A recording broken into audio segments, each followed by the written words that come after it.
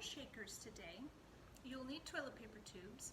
However many shakers you plan to make, that's how many tubes you'll need. For the inside, we're going to use a couple of different types of materials. What you use depends on what you happen to have. I'm going to use beans, rice, and elbow macaroni. You can also use quinoa, oats, cereal, beads, anything small that will fit inside of a toilet paper tube and rattle around when you shake it. By using different types of materials inside our shaker, you'll be able to have conversation about different types of sounds and how different objects make different sounds. The last thing you'll definitely need is a stapler, because to make things easier, we are going to use a stapler to put our shakers together.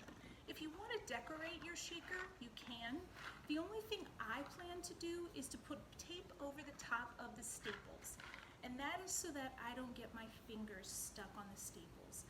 Since you have a little one, you might want to do that too. Any type of tape that you happen to have. Duct tape, masking tape. This, I have a little bit of washi tape left over from something, so I put it on there, makes it a little decorative. I'm going to take the materials that I'm going to put inside my shaker and pour a little bit into each bowl. That way, your little one can then use it to scoop from there into the shaker. You won't need very much. In fact, you'll probably need only 1/4 of a cup. Have a scoop ready if you have one. If you don't have an actual measuring cup available, or if yours are expensive, fancy, glass, something along those lines, a regular spoon of a large size will work just as well. So I'm going to put a little bit of each of these into my bowls. Isn't that a great sound? Those are garbanzo beans, by the way, and I like them because they're nice and round, a little different than your regular bean. Now that I've poured a little bit of each of my materials into the bowl, I'm ready to start making my shaker. If you'll notice, my shaker is a little odd shaped. What I want to do is pinch my ends in an opposite direction. We'll do these one at a time. This is actually a little different than the way you might have made a shaker before. This allows more space for your materials to shake around. So first, I'm going to take my toilet paper tube and I'm going to squeeze the end of it closed and staple it. One on the end, one in the middle, and one on the other end. Then have it open. Here's a great opportunity for those little hands again. I'm going to pick one material and move the other ones out of the way.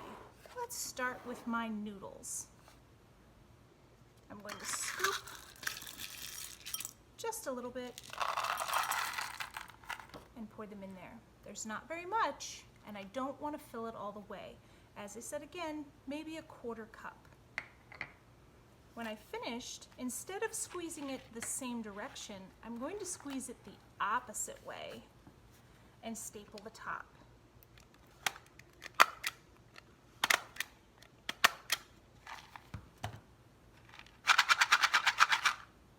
Easy. Now we'll go ahead and make the other two. Now I've finished putting beans in one shaker, macaroni noodles in another shaker, and rice in my last shaker. And if you notice when I pick them up, let's listen. There's the rice. There's the macaroni. All three of them have very distinct sounds because of the size of what's inside of them. This is an excellent opportunity for you to harmonize, make a variety of sounds, and talk about the differences in noises. Now that I've filled all of my shakers,